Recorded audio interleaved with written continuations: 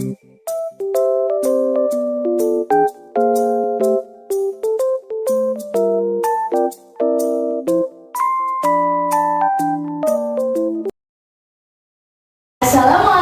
warahmatullahi wabarakatuh. Waalaikumsalam warahmatullahi wabarakatuh. Good morning, students. Morning, Miss. Today we will talk about type of the text. Before that, can I ask you? What is that? Yes. Is there anyone here who likes read the novel? Me. Yeah, good job, great. Is there anyone here who likes watching the movie? Me. Oh, it's great. Can I ask you again? Yes. What do you think about these pictures? This picture is the movie of the Cinderella. You like Cinderella movie? Yes, of course. Yes. What do you think about these pictures? This picture is Harry Potter movie. Yeah, great. And the last is, what do you think about these pictures? This is Frozen. This is my favorite. Oh, do you like Frozen? Yes, of course. Who is the character do you like? Elsa.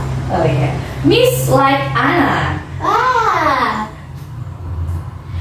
So, in this special occasion, we will talk about narrative text. Jadi narrative text ya. Narrative text, what is narrative text? Narrative text is an imaginative story to entertain people. Jadi, narrative text itu adalah teks yang dibuat teks imajinatif itu adalah teks yang bersifat fiksi atau bukan nyata ya, itu adalah dibuat oleh seseorang. Nah, gunanya itu untuk apa, Miss? Gunanya itu untuk entertain people atau menghibur. Nah, jadi naratif teks itu adalah cerita fiksi yang dibuat untuk menghibur banyak orang. Selanjutnya, what is the function of narrative text? Ada yang tahu? Tidak. Oke, narrative text itu memiliki fungsi. Apa itu fungsinya? The social function. Nah, jadi ada fungsi sosialnya, yaitu to amuse or entertain the reader or listener. Jadi, fungsi dari teks naratif itu adalah untuk menghibur pembaca atau pendengar. Karena naratif teks itu contohnya tadi apa? Film, novel atau cerita pendek, dan yang terakhir itu bisa storytelling. Itu adalah contoh dari narrative text. Lalu selanjutnya yaitu ada struktur of narrative text. Jadi di narrative text itu ada strukturnya. Yang pertama itu namanya orientation. Orientation itu ibaratnya background information. Jadi sebelum kita membuat teks naratif, kita itu harus yang pertama dibuat itu background information. Background information itu isinya apa aja, Miss? Isinya itu ada pengenalan tokoh, pengenalan tempat atau latarnya, terus waktu di dalam cerita tersebut, serta kejadian di dalam sebuah cerita. Jadi untuk awal ibaratnya. Lalu struktur yang kedua yaitu complication. Jadi udah background information, selanjutnya itu complication. Complication itu adalah konflik. Jadi sebuah cerita kan pasti ada konfliknya. Jadi udah tahu latar tempatnya, udah tahu tokohnya, di situ dimulai ada konfliknya. Nah, setelah ada konflik, lalu struktur ketiga yaitu resolution. Resolution itu solusi. Nah, ketika sudah ada konflik, lalu turun. Nah, ada solusi dari konflik tersebut yang ada dalam cerita. Nah, struktur yang terakhir yaitu reorientation. Biasanya dalam narrative text itu ada moral value atau seperti moral value itu adalah di balik kata tersebut, di balik cerita tersebut apa yang bisa kita ambil. Itu adalah moral value atau nasihat yang dapat diambil dari cerita narrative text. Oke, selanjutnya ada karakteristik dari narrative text. Apa sih karakteristiknya? Nah, yang pertama yaitu using participle tense or past tense. Nah, cerita naratif itu kan terjadinya di masa sekarang atau masa lalu? Masa Lalu. Great.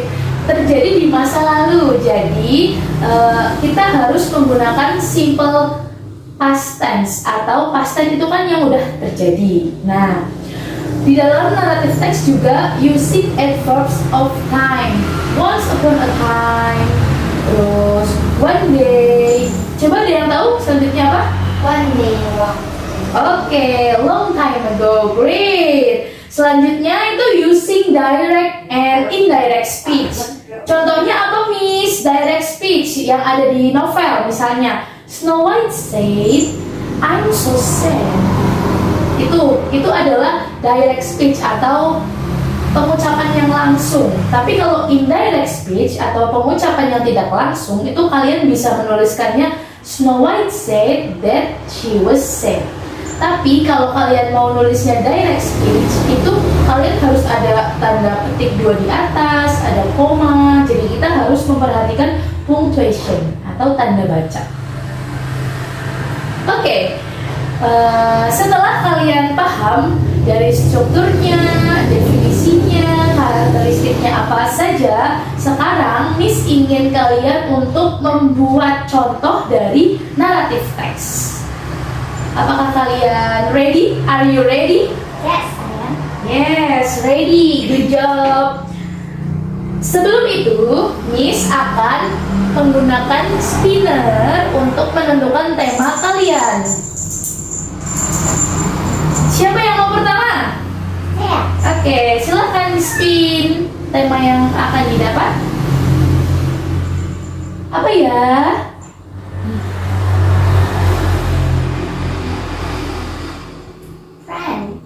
Friend.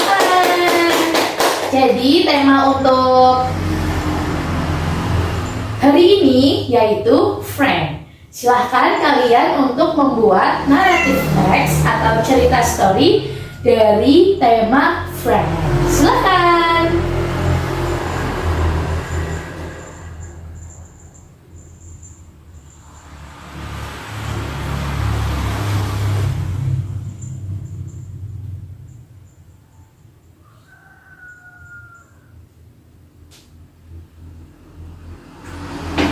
Siapa yang sudah? Saya. Oke, silahkan. Silahkan dipresentasikan di sini dekat kelas. Sini. Ya. True friends. Once upon a time, there were two close friends who were walking through the forest together. They knew that anything dangerous can happen at any time in the forest. So they promised each other that they would always be together in any case of danger. Suddenly, they saw a large bear getting closer to them. One on to climb a nearby tree at once, but unfortunately, the other one did not know how to climb up the tree. See, being led by his common sense, he lay down on the ground breathless and pretended to be a dead man. Good job. Give applause to Nasya. Yeah, sit down. Thank you. Jadi kamu tadi menceritakan tentang apa? Tentang dua seorang sahabat. Oh yes, tepuk tangan. I think that's all for today. Stay healthy and wassalamualaikum warahmatullahi wabarakatuh. Waalaikumsalam warahmatullahi wabarakatuh. Fase E, learning objectives pertama dengan elemen menyimak dan berbicara. Siswa dapat menerapkan bahasa Inggris dalam berkomunikasi mengenai topik yang dekat dengan kehidupan pemuda dan menyusun kosakata untuk mengemukakan pendapat baik secara verbal maupun nonverbal. Media yang akan digunakan adalah spinner. Jadi di dalam spinner ini terdapat topik-topik yang akan dijelaskan oleh topik-topik yang akan dijelaskan oleh siswa. Tetapi tidak semua, hanya salah satu saja. Siswa maju ke depan, kemudian spinner ini diacak. Hasil dari spinner tersebut siswa harus jelaskan. Contoh, siswa A dapat topik fried rice. Maka siswa harus menjelaskan tata cara pembuatan fried rice atau teks prosedur dari fried rice tetapi secara verbal. Okay, good morning students.